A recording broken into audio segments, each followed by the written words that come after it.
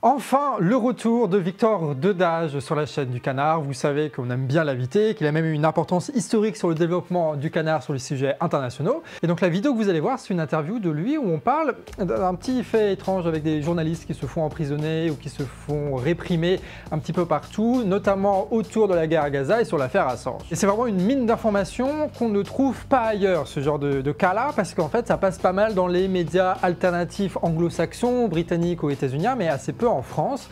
Et c'est vrai que nous, on est plutôt fiers de pouvoir vous présenter ça aujourd'hui. Et donc à l'avenir, on aimerait bien faire plus d'interviews de journalistes, de militants ou d'intellectuels. Et ça en toute indépendance, que ce soit au niveau de l'État ou des milliardaires. Et cette indépendance, elle a un prix, que vous nous aidiez à remplir notre cagnotte annuelle. Celle de 2025 est lancée. C'est ce qui va nous permettre de continuer à travailler sur Actu Réfractaire, Canard Réfractaire et Glupatate pendant encore un an. À nos 250 000 €, on va pouvoir continuer ces interviews et même en faire des plus grands.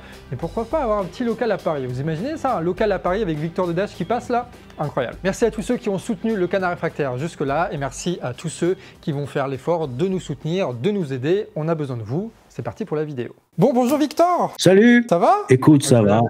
Dans la mesure où ça peut aller dans les circonstances actuelles, ça va. Ça a commencé avec sur Twitter où tu as un gars qui nous a envoyé une petite info là sur un certain Richard Medhurst qui serait harcelé, réprimé par les services britanniques, encore eux. Et du coup, je t'ai envoyé un petit message en voulant savoir qu'est-ce que tu connaissais de cette histoire, parce que ça ressemble quand même un petit peu à l'affaire Assange. Mais peut-être que ça ressemble encore plus à ce qu'on pensait à l'affaire Assange et que c'est peut-être même la suite de l'affaire Assange. Toi, tu as enquêté un petit peu sur ce qui est en train de se passer chez les journalistes indépendants un peu partout dans le monde. Tu as des infos, tu as des datas, on veut tout savoir. Enquêter, c'est beaucoup dire. Disons que le monde de milieu, les journalistes que je suis, ma bulle médiatique, je vois beaucoup de choses se passer. Et j'imagine qu'ailleurs, ça doit se passer aussi. Cela dit, la bulle que je suis est plutôt une bulle relativement radicale, donc on va dire que doit probablement faire l'objet d'une attention particulière. Toujours est-il qu'il y a une multiplication de répression et des scènes assez incroyables dans le monde occidental. Réminiscence de l'affaire Assange, on va dire, bien qu'on ne soit pas exactement dans ce cas-là, mais disons que c'est la violence des actions et leur absence de justification réelle. Alors, Richard Medhurst, on le connaissait parce que c'était un des journalistes très actifs, notamment sur l'affaire Assange. Donc, j'allais dire, une vieille connaissance. Il est aussi particulièrement actif sur le Moyen-Orient. C'est un peu sa spécialité. C'était en août 2024. Il se fait arrêter à son arrivée à Londres et il se fait détenir sous la loi d'espionnage britannique de 2000.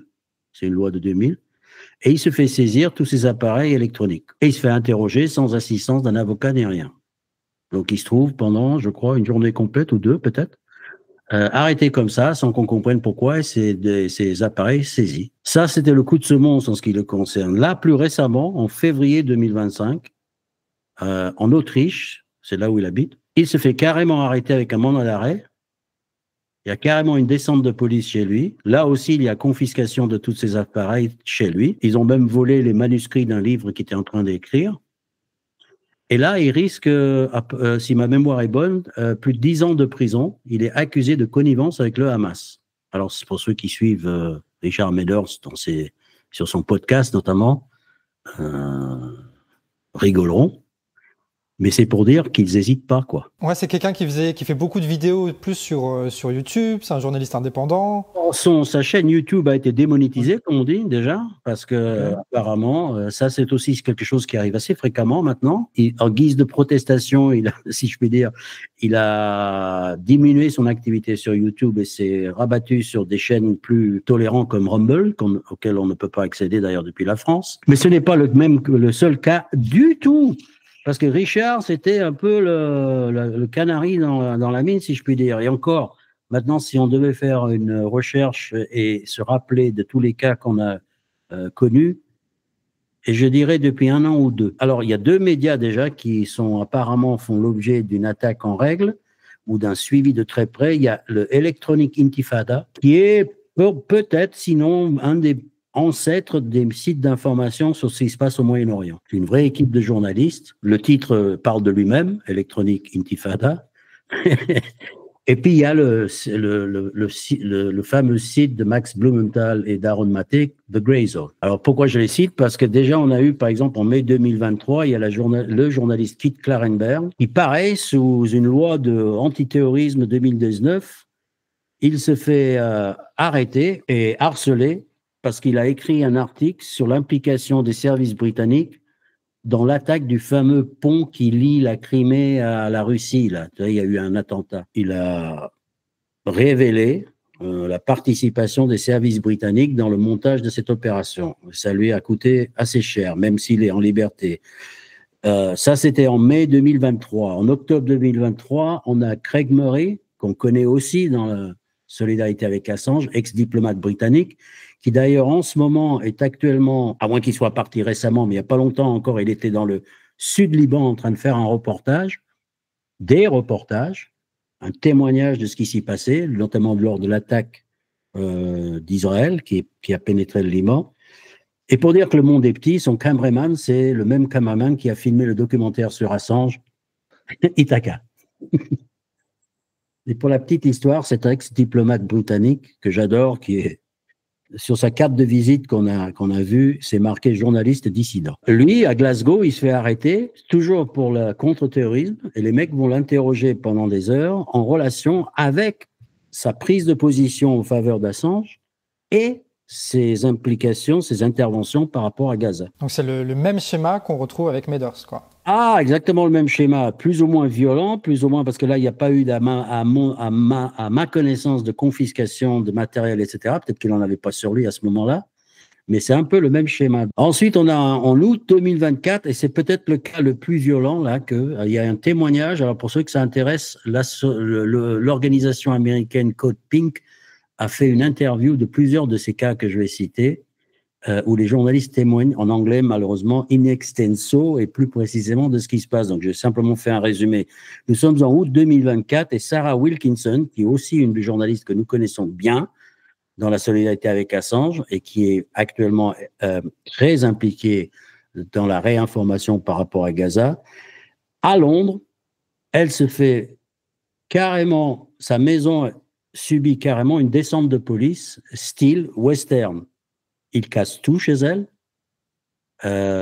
éventre son matelas, brise l'urne qui contenait les cendres de sa mère, lui vole tous ses appareils électroniques, etc., vole son argent. Elle avait beaucoup d'argent en différentes devises parce qu'elle voyage beaucoup, lui confisque ses médicaments. Elle a une maladie de Crohn, des médicaments qu'elle doit prendre régulièrement, la traumatise et font même une sorte de mise en scène d'escadron de la mort. C'est elle qui le présente comme ça, elle l'a ressenti comme ça, elle l'a vécu comme ça.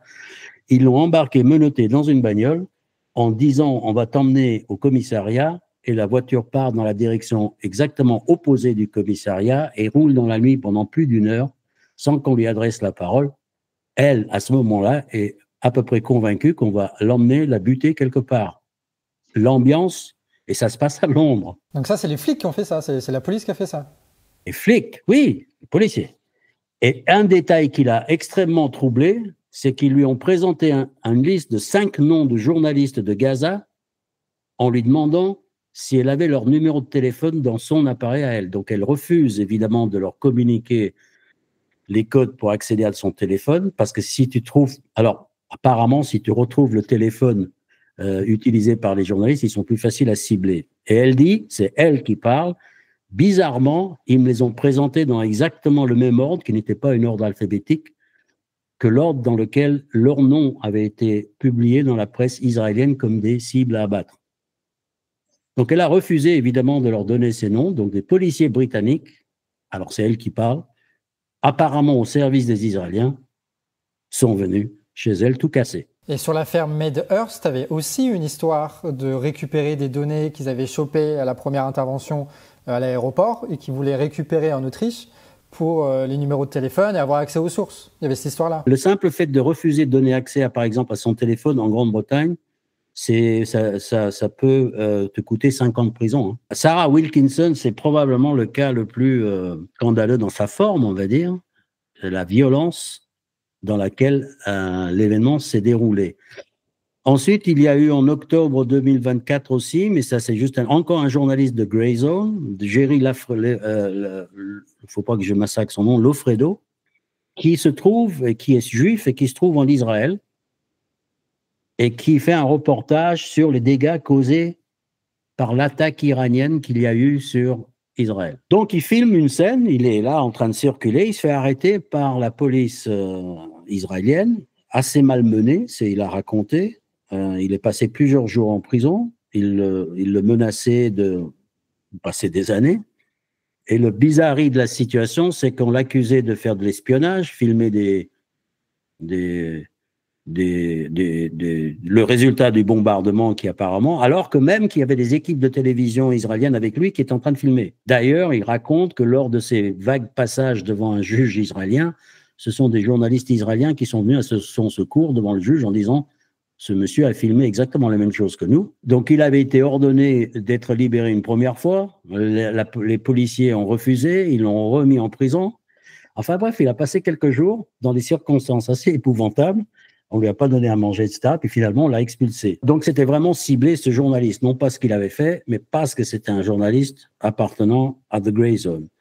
En octobre 2024, on a Assa, alors Winstanley, lui, il appartient à Electronic Intifada. Il subit une descente de police chez lui. Pareil, il confisque tous ses appareils électroniques et ses ordinateurs. Ensuite, on a en janvier 2025, le plus récent. Alors lui, c'est le directeur de Electronic Intifada. C'est pour ça que j'ai cité ces Grey Zone et Electronic Intifada par rapport à ma bulle médiatique à moi. Apparemment, ils sont particulièrement visés. Le directeur qui est invité en Suisse pour une conférence à Zurich. Il vient des États-Unis, hein, d'accord, le gars. Il rentre dans le pays, on lui dit rien, on l'autorise à rentrer. Et la veille, je crois que c'est la veille ou le jour même de la conférence, il y a une campagne de presse des sionistes contre lui, indiquant que c'est un mec dangereux. Il n'y prête pas trop attention, il se balade dans les rues de Zurich et il se fait... Et il y a des gars en civil qui lui tombent littéralement dessus. Lui, il croit qu'il est en train de subir une agression dans la rue, de voyous qui veulent lui voler son sac à dos, un truc comme ça. C'est comme ça qu'il le raconte. Donc, il résiste, commence à jusqu'à ce que les gars lui disent « on a la police », etc. Il est surpris et il est arrêté. Il va passer 3 jours et 2 nuits en prison, sans contact avec avocat. On lui dira, il demandera s'il peut appeler ses avocats. On lui dit non. Il y a un motif ou il n'y a rien? Rien. Il est expulsé et 3 jours plus tard, il se voit expulsé du pays. Au lieu de le laisser prendre son avion lundi de retour vers les États-Unis, chose qu'ils auraient pu faire puisqu'il allait rentrer de toute façon et que la conférence était foutue, ils ont persisté à le mettre dans un avion pour l'expulser vers Istanbul. Donc, juste pour lui compliquer la vie et le faire chier, etc. Donc, bon, il est rentré aux États-Unis finalement. Mais voilà, donc, Abu Nima, le pauvre, incommunicado pendant 3 jours. D'accord? Et là, bah, à titre de... Ça n'a rien à voir, mais là, on a appris qu'hier, il y a 4 journalistes, on les appelle pas des journalistes, on va dire des militants pro-palestiniens sur Instagram, mais qui à eux, 4, totalisé plus de 15 millions de followers, ils viennent d'être fermés. Donc, il y a des sujets, c'est clair, net et précis. Gaza et les activités des services de renseignement, comme par exemple Kit Klarenberg, faut pas trop s'en mêler apparemment. Et toutes les grandes questions géopolitiques, en fait, d'une manière générale, ça peut te coûter cher si tu te fais trop remarquer ou si ton influence dépasse les bornes.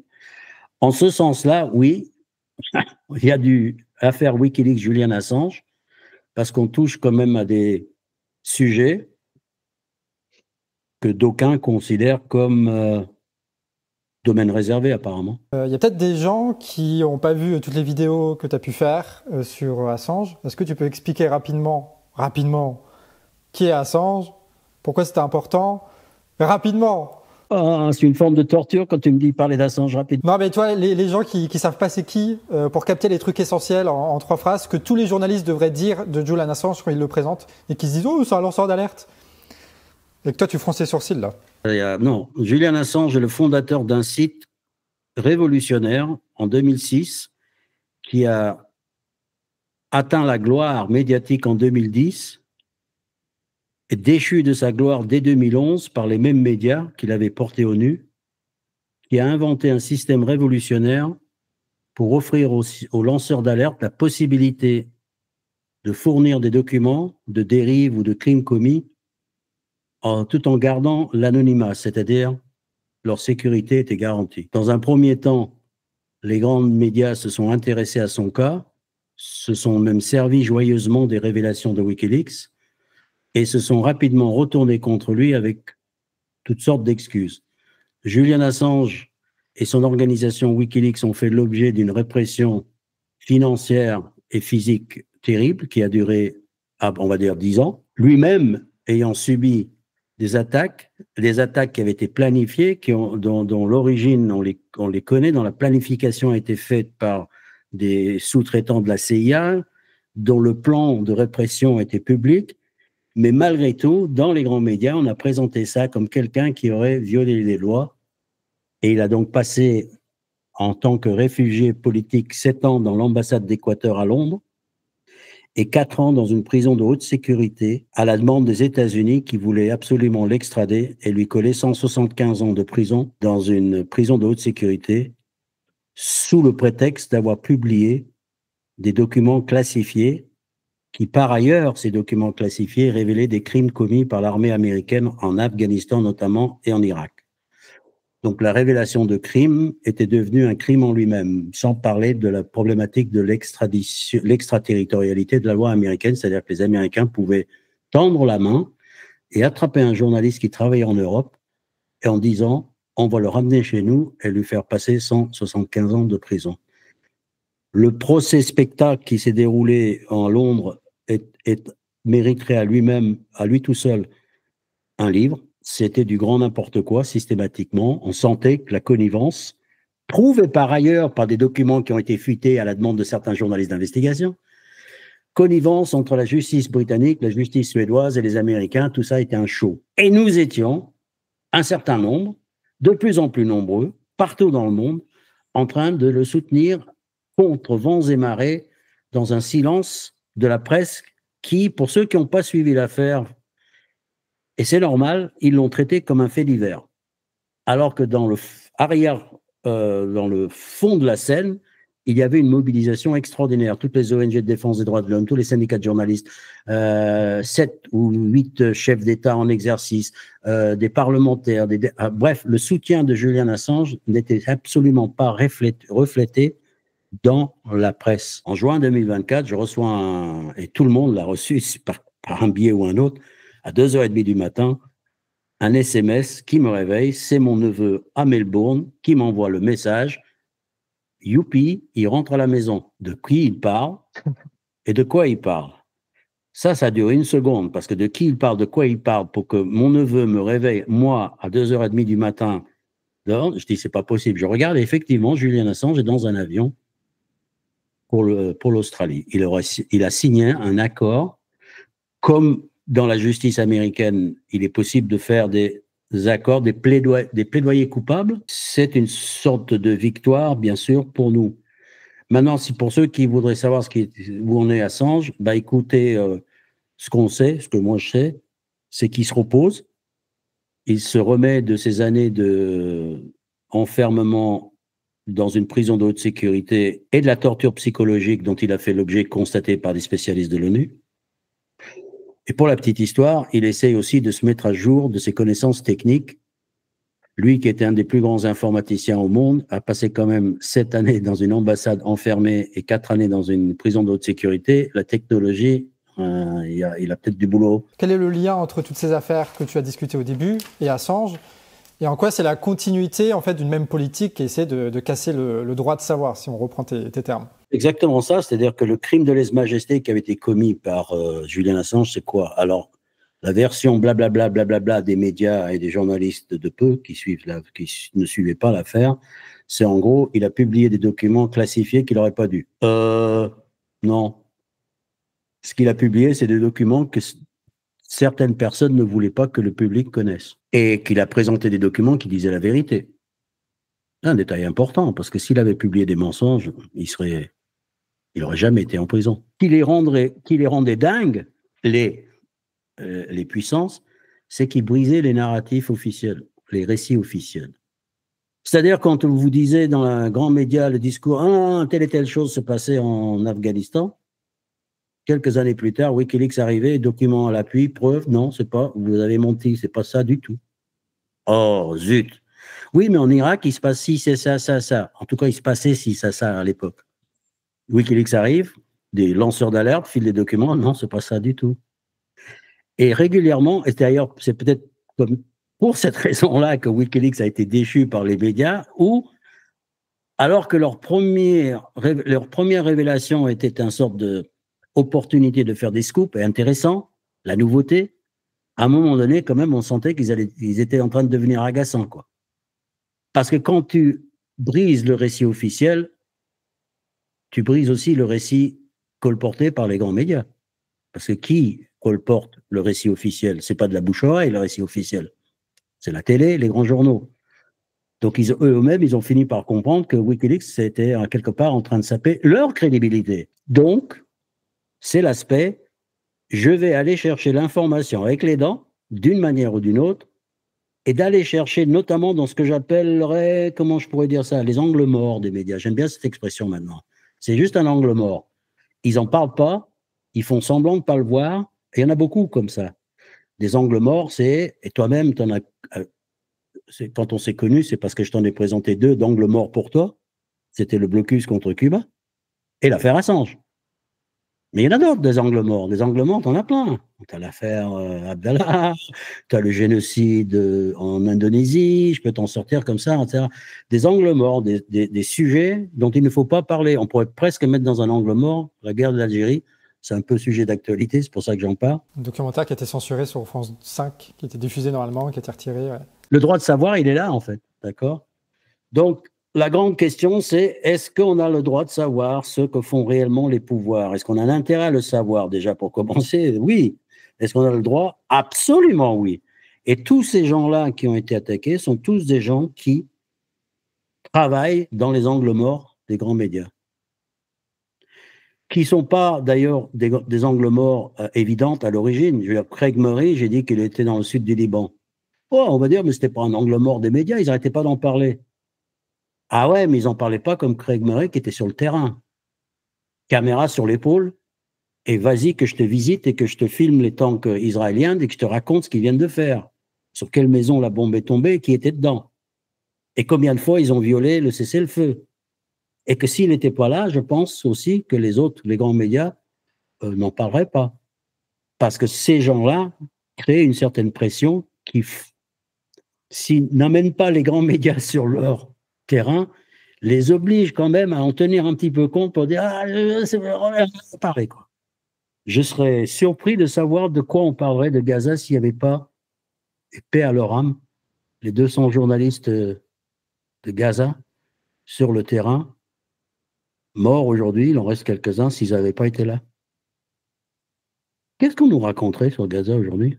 Que de la propagande de l'État israélien. Ça serait en tout cas très certainement un gigantesque angle mort. Donc là, en gros, moi ce que je vois, c'est que les similitudes qu'il y a par rapport à l'affaire Assange, c'est des journalistes qui font leur travail et qui cassent la propagande dans une situation de guerre. Les puissants veulent imposer leur propagande, des journalistes sont contre ça, et avec l'intensité de la guerre à Gaza, c'est quelque chose qui s'est reproduit à ce moment-là. Disons que dans les conditions de guerre, c'est particulièrement tchatchi de contrer le narratif officiel, parce que les enjeux sont ce qu'ils sont, et parce qu'on a affaire à des acteurs qui sont des salauds, des psychopathes, et des gens dangereux. Je veux dire, les mecs qui veulent, là en Europe en ce moment, dire on va attaquer la Russie, on va faire la guerre, parce qu'apparemment c'est un des trucs qui les allume, ça. Entre parenthèses, on voit jamais chez eux, ces gens-là, une telle volonté, une telle détermination à lutter contre la misère ou à lutter contre la pauvreté. Mais d'un seul coup, comme ça, ils se drapent dans une sorte de... Il y a des principes comme ça qui sortent de leur bouche, mais qui ne sortent que lorsqu'il s'agit de faire la guerre. C'est la preuve que ces gens-là sont des grands malades. Mais c'est jamais dans ces cas-là qu'ils réagissent comme ça. C'est compliqué. Il y a la dette. Il y a la dette, il y a des trucs, puis il n'y a plus de dette. C'est uniquement quand il s'agit d'une fucking guerre Tu voulais parler d'un bouquin, peut-être c'est le moment Ce livre de mon amie Myriam, j'ai toujours envie de l'appeler Marianne, Myriam Larivi, qui était journaliste indépendant, qui vient de le sortir aux éditions Critiques, Sigil l'Humanité, avec une préface de Alain Grèche. Écoute, elle a fait un travail que je pensais faire dans cette année traumatisante des événements de Gaza, qui m'ont réellement affecté. Dès le début, j'ai eu ce réflexe de dire je vais tout sauvegarder ce que disent les sionistes. Toute cette dégueulasserie qu'ils commettaient, les preuves, etc. J'étais en train de faire mon petit CPI, Cour pénale internationale individuelle, dans mon coin, en train de dire je vais garder ça. Et puis j'ai abandonné, il y en avait trop. Ça pleuvait tous les jours. Beaucoup de gens ont dû en voir beaucoup.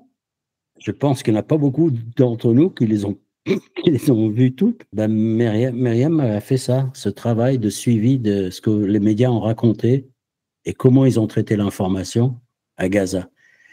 Et c'est important, je pense que c'est important parce que même moi, en le relisant, j'ai dit, oh, putain, j'avais oublié ça.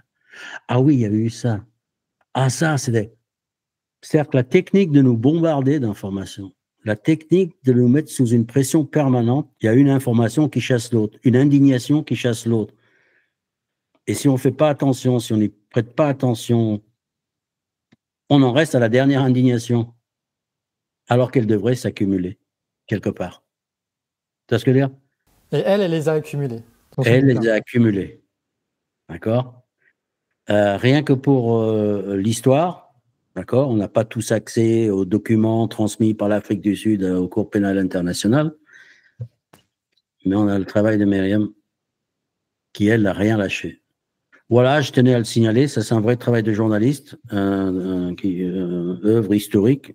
Les éditions critiques étant une maison qui mérite d'être défendue. Voilà, ça s'appelle Sigil l'Humanité. Et le lien est en description pour ceux qui seraient intéressés. Tu sais quoi, j'ai une idée pour vous, le Canard et les médias alternatifs. Pourquoi vous ne créerez pas un prix littéraire de livres alternatifs? Chaque mois, vous faites la promotion d'un bouquin que vous élirez comme meilleur bouquin du mois. Ah ouais, avec le petit logo, le petit tampon là. Ouais, exactement, ils peuvent le vendre. Nous avons reçu le prix des médias alternatifs du meilleur bouquin politique du mois. Enfin, je dis le mois, ça peut être le semestre, ça peut être l'année.